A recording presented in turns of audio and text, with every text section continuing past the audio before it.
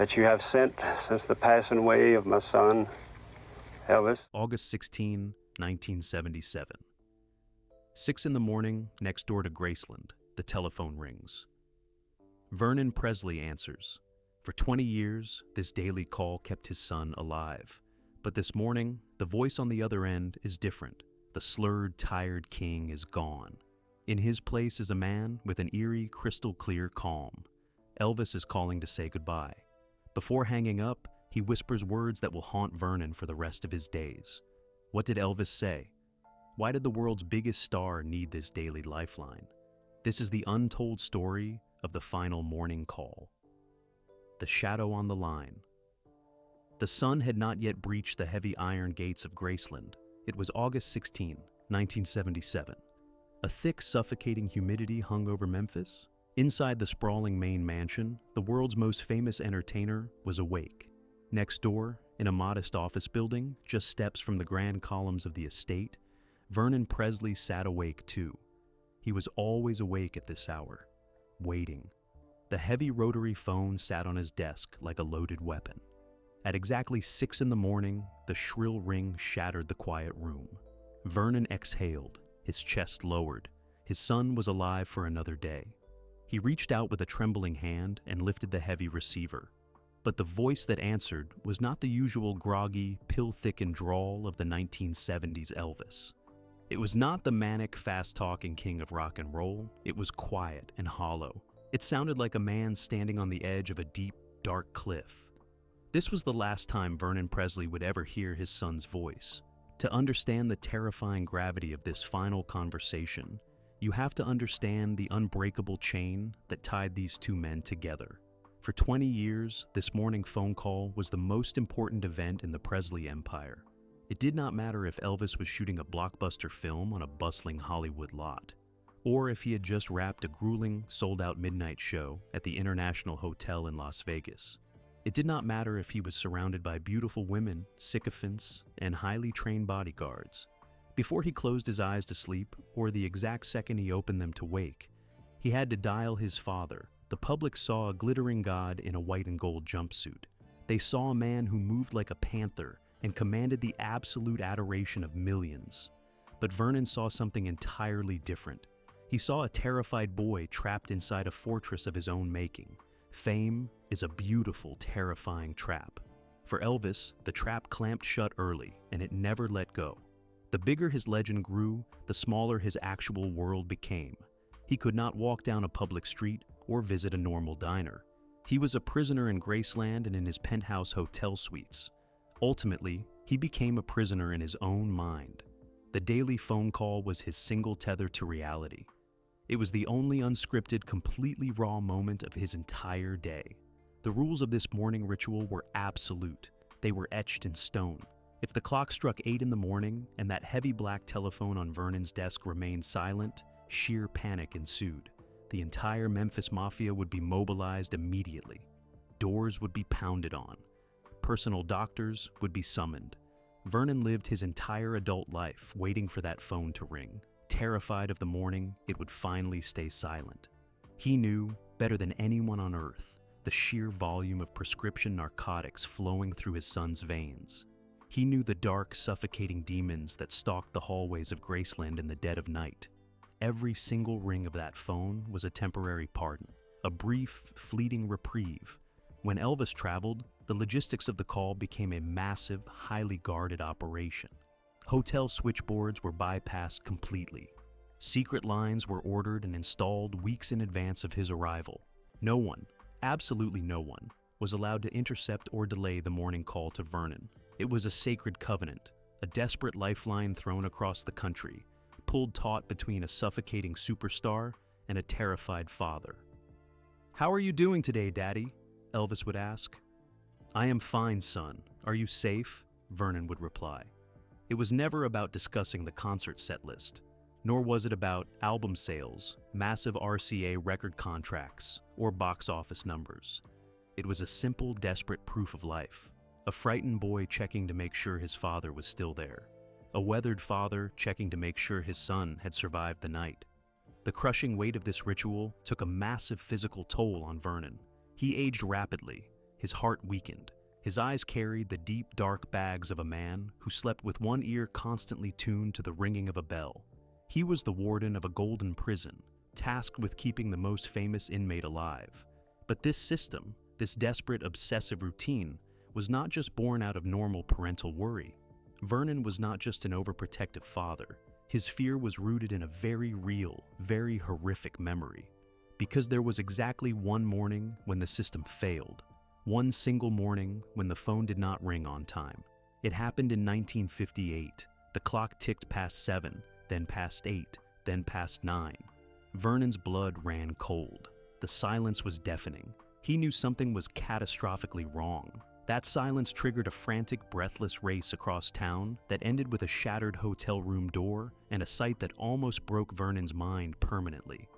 What exactly happened on that horrifying morning in 1958? What nightmare scenario forced this unbreakable 20-year ritual into existence? Let's find out. The ghost in the twin bed. The room was pitch black. The silence was thick. In the corner of the small, drafty shotgun house in Tupelo, Mississippi, an empty wooden twin bed stood entirely undisturbed. It was meant for Jesse Vernon Presley. Jesse was Elvis's twin brother. He was born first, but he was born dead. Elvis entered the world 35 minutes later, breathing, crying, and instantly carrying the weight of a ghost. From the very second he drew his first breath, Elvis was never truly alone. The specter of his dead twin hovered over everything he did. It shaped his mother, Gladys, into a woman consumed by a suffocating, almost paralyzing love. She did not just protect Elvis, she possessed him. She was convinced that since God had taken one of her boys, the devil was constantly waiting in the shadows to snatch the other. Gladys would not let Elvis walk to school alone. She would not let him go swimming in the local creeks. Rather, she held his hand tight and kept on whispering to him that he had to live a life big enough for two men. He had to be Elvis, and he had to be Jesse. "You must promise me, Elvis," she would say, her voice trembling with a dark, prophetic dread. "You must promise me you will never leave us. If you go, I will die." This was not normal parental affection. It was a psychological branding. Elvis grew up believing that his survival was directly tied to his mother's heartbeats. If he strayed too far, if he failed to check in, the fragile thread holding their family together would snap. This was the exact crucible that forged the daily phone call. It did not start as a habit of fame. It started as a childhood survival tactic. But then came the summer of 1958. Elvis was 23 years old. He was the most famous young man on the planet. But he was also a soldier in the United States Army, stationed at Fort Hood, Texas. The distance from Memphis was an agonizing physical torture for Gladys. Her health began to fail rapidly. She was bloated, exhausted, and yellow with jaundice. On August 9, 1958, an emergency ambulance rushed Gladys from Graceland to Methodist Hospital. When Elvis finally secured emergency leave and arrived in Memphis, he was hysterical. He spent hours at her bedside, sobbing, kissing her face, begging her not to leave him. The doctor finally ordered Elvis back to the house to get some rest. He administered a powerful, heavy dose of liquid sedatives to calm his violent shaking. Vernon stayed at the hospital, sitting in a plastic chair, listening to the labored breathing of his dying wife. The next morning, the clock struck 6. Vernon waited. 7 in the morning. Still nothing. 8 in the morning. The phone remained frozen, cold, and dead. Vernon's heart stopped. In 20 years, Elvis had never missed the morning hour. Never. The silence in the hospital room became deafening. Vernon knew his son. He knew that Elvis's mind was a fragile, volatile instrument. If Elvis had woken up, if he had realized how close his mother was to death, and if he had slipped into a dark panic, what would he do? Vernon did not hesitate. He ran out of the hospital, jumped into his car, and drove like a madman through the streets of Memphis. He arrived at the temporary quarters where Elvis was staying. He pounded on the door. Silence. He twisted the brass knob. It was locked from the inside. Vernon screamed his son's name. He threw his entire physical weight against the heavy wooden frame. The wood splintered and the door flew open. Inside, the room was a tomb. Elvis lay across the bed, entirely motionless. His breathing was so shallow that Vernon could not see his chest rise. Empty glasses of water and medicinal vials littered the nightstand. For a horrifying, breathless 10 seconds, Vernon believed he was looking at the corpse of his only living child. He grabbed Elvis by the shoulders, shaking him violently, shouting into his face. Finally, Elvis groaned. His eyes fluttered. He was heavily drugged, entirely disoriented, paralyzed by the sheer terror of what was happening to his family. He had slept through the hour. A few days later, on August 14, Gladys Presley's heart gave out. She was 46 years old. At the cemetery, Elvis collapsed over her coffin. He screamed and howled like a wounded animal. He begged the undertakers to bury him with her. "Oh God," Elvis cried out into the heavy Memphis air. "Everything I have is gone." It was a total catastrophic psychological break. And in that dark, muddy cemetery, Vernon Presley made a silent, desperate vow. His wife was gone. The woman who had held Elvis together was dead. The burden of keeping the king of rock and roll alive now fell entirely on his shoulders. The daily morning phone call was no longer a childhood promise to a mother. It was now a solemn covenant between father and son. "If you do not call me, Elvis," Vernon told him, holding his face tight, "I will come looking for you, every single day, 6 in the morning, no matter where you are." For the next 15 years, the system worked flawlessly. The call kept Elvis from slipping off the edge. But as the years rolled on, the golden fortress of Graceland became increasingly crowded. A new, dangerous force was creeping into the Presley empire. By 1973, Vernon realized that the open lines of communication were being watched. He knew his son was being systematically poisoned by the very people paid to protect him. To save his son, Vernon had to do something drastic. He secretly ordered the installation of a highly classified secondary phone line. It bypasses the Graceland switchboard completely, hidden in the shadows of the mansion. Why was this secret line necessary? What was the terrifying threat lurking inside Elvis's own home that forced Vernon to build a private escape hatch? The golden cage and the private line. The glitz of the Las Vegas Strip was blinding. Inside the penthouse suite of the Hilton, the air was thick with the scent of expensive cologne, stale room service, and the quiet, nervous energy of dozens of handlers. This was the Memphis Mafia. They were childhood friends, cousins, and security guards. They dressed the same way and were paid handsomely to keep the king happy.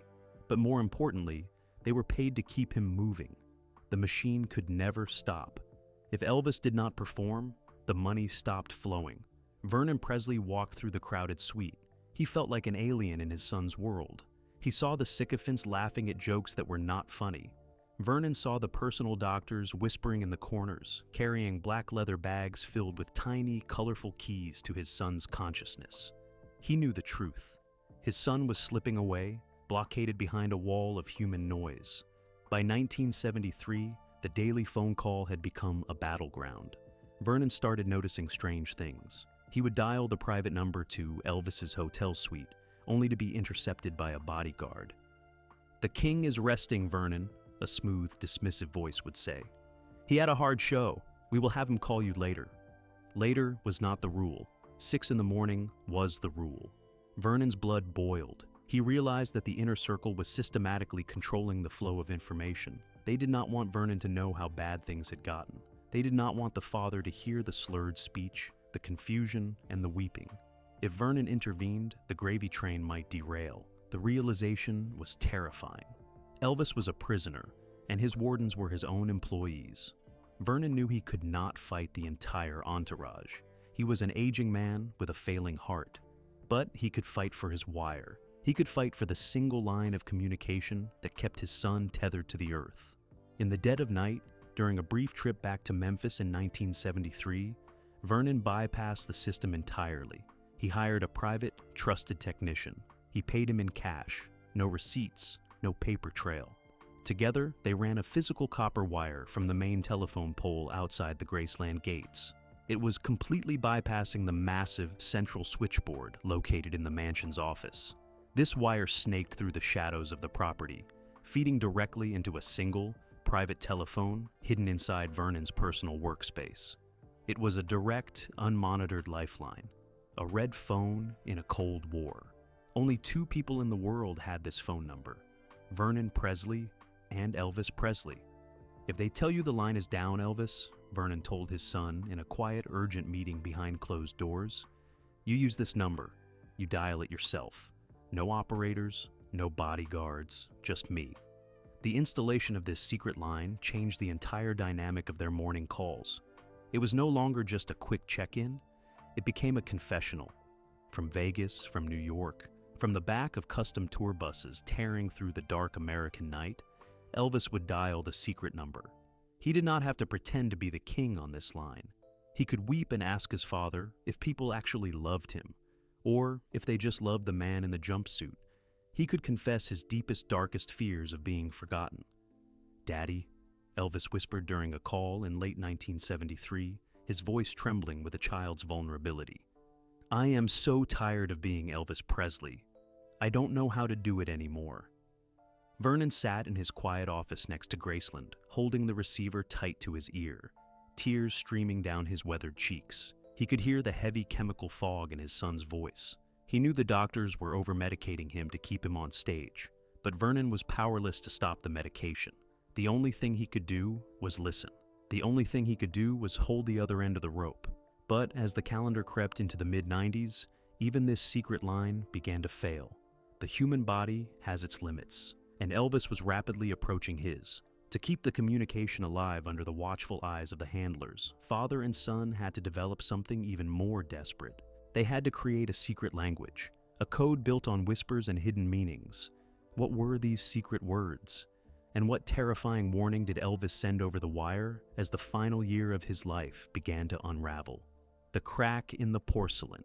By 1976, the physical decay of the world's greatest entertainer was no longer something his management could hide. On stage, Elvis was a shadow of his former self. His legendary movements were slow, labored, and painful. The glittering jumpsuits had to be custom-tailored to hide his rapidly swelling body. His eyes, once bright and electric, were often glassy, hidden behind heavy gold-rimmed sunglasses even in the dark. But while the public saw the physical collapse on stage, Vernon Presley had to listen to the psychological collapse over the telephone wire. The telephone receiver became a medical instrument. It was a stethoscope measuring the slow, agonizing decline of a dying man. The morning calls were no longer sharp or brief. They were long, rambling, and deeply paranoid. Elvis's voice had changed. The rich, velvety baritone that had captured the hearts of a generation was gone. In its place was a raspy, slurred whisper. Often, Elvis would lose his train of thought mid-sentence, drifting off into a heavy, silent static. Vernon would sit in his dark office, holding his breath, listening to the shallow, mechanical sound of his son breathing miles away. "Elvis, are you there, son?" Vernon would plead into the plastic receiver. A long, agonizing pause would follow. Then, a groggy, confused response. "Yeah, Daddy, I'm here. I just got lost for a second." It was a slow, agonizing torture for a father. He was watching his only child drown in a sea of prescription pills, and he was completely powerless to pull him out. The surrounding machine was too big. The commercial interests were too powerful. To make matters worse, the Memphis Mafia was growing increasingly bold. They were constantly trying to monitor Elvis's private life. They wanted to know what he was saying to his father. They feared Vernon would convince Elvis to fire them all, to cancel the tours, to shut down the entire operation. In response, Vernon and Elvis developed a series of coded phrases. It was a verbal security system designed to bypass anyone who might be listening in on an extension. If Elvis called and began the conversation by saying, "The weather is very heavy today, Daddy," Vernon knew instantly what it meant. It did not mean rain in Memphis or snow in New York. It was Elvis's secret signal that he had been heavily drugged by his medical staff. It meant his mind was slipping under a dangerous chemical fog, and he needed Vernon to immediately contact his personal physician or intervene directly with the tour managers. If Elvis whispered, "I have a cold wind blowing in my room," it meant he felt unsafe. It meant he believed his handlers were stealing from him, or that people in his inner circle were actively working against him. These code words were a desperate shield. They allowed Elvis to scream for help without alerting his captors. But as 1977 arrived, the tone of the call shifted from desperate cries for help to a deep, chilling resignation. The paranoia began to fade. replaced by a strange, quiet peace that terrified Vernon far more than the slurred confusion. Elvis stopped asking Vernon to intervene. He stopped complaining about the grueling tour schedules. He stopped fighting the machine. Instead, during a private call in July of 1977, Elvis made a bizarre, quiet confession that left Vernon frozen in his chair. He spoke of a trip, a journey he had to take completely alone. "It is a quiet journey, Daddy," Elvis said, his voice unusually clear. "A place where the noise finally stops." Vernon's blood ran cold. He tried to press his son for details. What tour was this? What vacation? But Elvis refused to explain.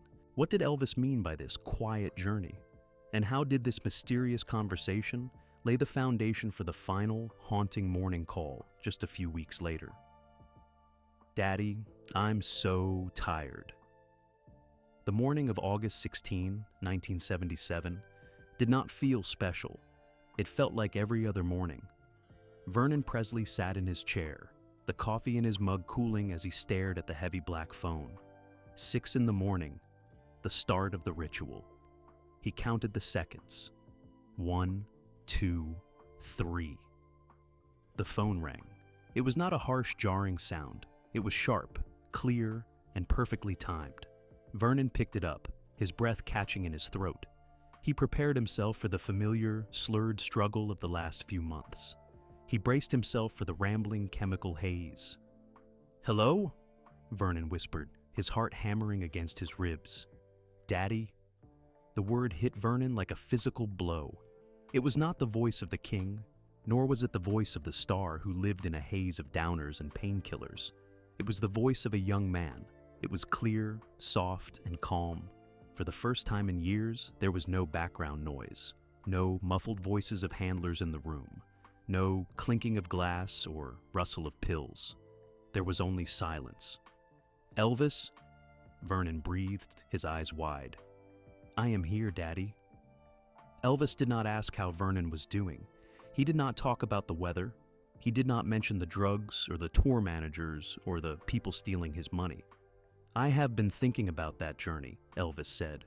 His tone was not scared. It was peaceful. It was final. "The one I told you about. The quiet one." Vernon gripped the receiver so tight his knuckles turned white. The blood drained from his face. He knew what his son was saying. He knew it in his bones. This was not a check-in. This was a farewell. "Son, what are you talking about?"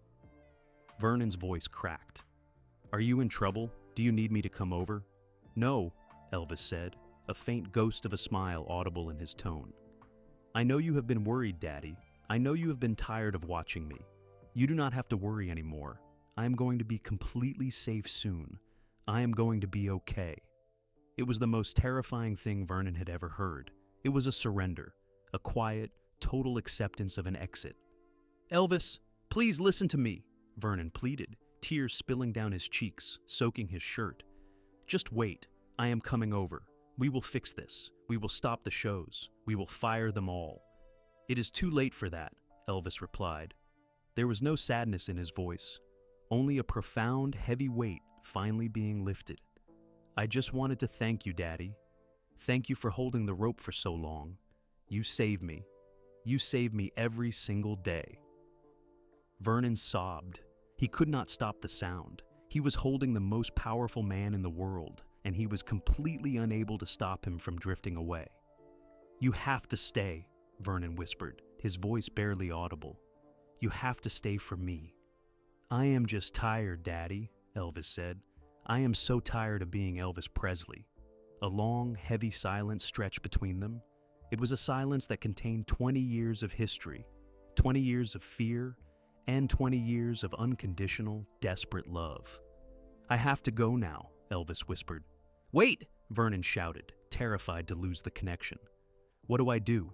What do I do when you hang up?" There was a pause, a final, gentle moment of grace.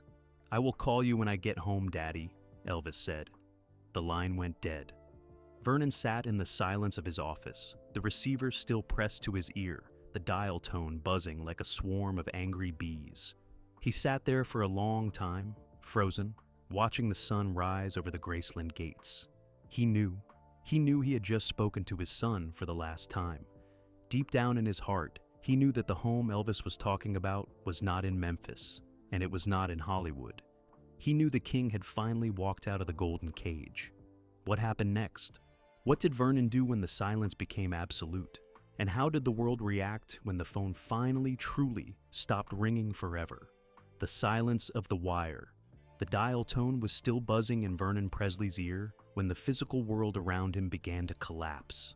It was early afternoon on that same August day when the quiet of the estate was violently shattered. The heavy front doors of the grand mansion were flung open. Hysterical screams echoed across the manicured lawns. Footsteps pounded against the pavement, separating the main house from Vernon's modest office. Ginger Alden, Elvis's young fiancée, had walked into the master bathroom on the second floor. She had found him. He was lying motionless on the red carpet, face down, near the toilet. The golden crown had slipped into the dust. When the emergency call went out, Vernon did not run. He did not shout. His weak, exhausted heart fluttered in his chest like a trapped bird. As he walked toward the mansion, pushing past the panicked handlers and the weeping staff, his mind was entirely detached from the chaos. He did not need the doctors to tell him what they had found, and he did not need to wait for the flashing red lights of the ambulance or the desperate, futile chest compressions of the paramedics. He already knew. The telephone on his desk had told him everything he needed to know hours before. When Vernon finally entered the upstairs bedroom, the silence was thick. The air smelled faintly of cologne, medicinal alcohol, and the stale, suffocating weight of a closed room. He looked at the space where his son had spent his final hours, and in that moment, the final whispered promise of that morning call finally clicked into place. "I will call you when I get home, Daddy." To anyone else, those words would have sounded like a promise to return to Memphis after a grueling tour. They would have sounded like a reassurance that the king was simply going to sleep and would wake up in his own bed. But Vernon understood the secret language of their survival. He understood the psychological landscape of his son's fragile mind. The home Elvis was talking about was not Graceland. It was not a luxury suite in Las Vegas. It was not a private estate in Beverly Hills. Home was the drafty small shotgun house in Tupelo, Mississippi. Home was the quiet, undisturbed twin bed where Jesse Garon Presley had been meant to sleep. Most importantly, home was the warm, protective embrace of Gladys Presley. For 19 years, Elvis had carried the crushing guilt of his mother's death. He had believed that his fame, fortune, and physical departure from Memphis had broken her heart and killed her. Every single morning call since 1958 had been a desperate attempt to keep the remaining pieces of his family together. But the burden had become too heavy. The rope had frayed. By telling his father he would call when he got home, Elvis was letting him know that he was finally crossing the bridge. He was going back to the only place where he was safe. He was going back to his mother. The funeral was a blur of black suits, flashing cameras, and thousands of weeping strangers lining the streets of Memphis. The world mourned a legendary entertainer, a musical pioneer, a symbol of youth and rebellion. They wept for the white jumpsuits, the shaking hips, and the gold records. But Vernon Presley stood by the open grave, a hollowed-out shell of a man, weeping for his boy. When the crowds finally dispersed and the iron gates of Graceland closed behind them, the silence returned. It was a heavy, permanent silence that settled over the office next door. Vernon's friends and surviving family begged him to leave the property. They told him to take a vacation. He was advised to get away from the physical reminders of his tragedy, to disconnect himself from the empire that had consumed his life. But Vernon refused. For the next 2 years of his life, Vernon Presley barely left that small, modest office building. He sat in his worn leather chair, staring at the desk. And right there, in the center of the mahogany wood, sat the heavy black telephone. The phone company offered to remove the secret, secondary copper wire. The handlers told him it was no longer necessary to pay for the private line that bypassed the central switchboard. They told him the red phone was a useless relic of a dark era. Vernon would not let them touch it. He secretly paid the bill in cash, just as he had done since 1973. He kept the copper line active, the rotary dial polished, and the receiver resting perfectly on its cradle. Every single morning, at exactly 6 in the morning, Vernon would sit in his chair. He would stare at the black plastic and wait. He knew logically that the voice on the other end was gone forever. He knew his son was buried in the ground next to Gladys, but the habit of survival was too strong to break.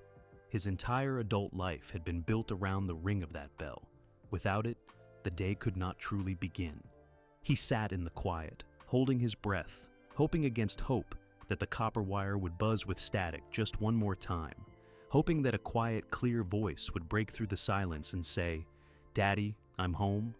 But the telephone never rang again. In June of 1979, just under 2 years after his son's passing, Vernon Presley's weak heart finally gave out. He died in a hospital bed, exhausted, weathered, and ready to let go.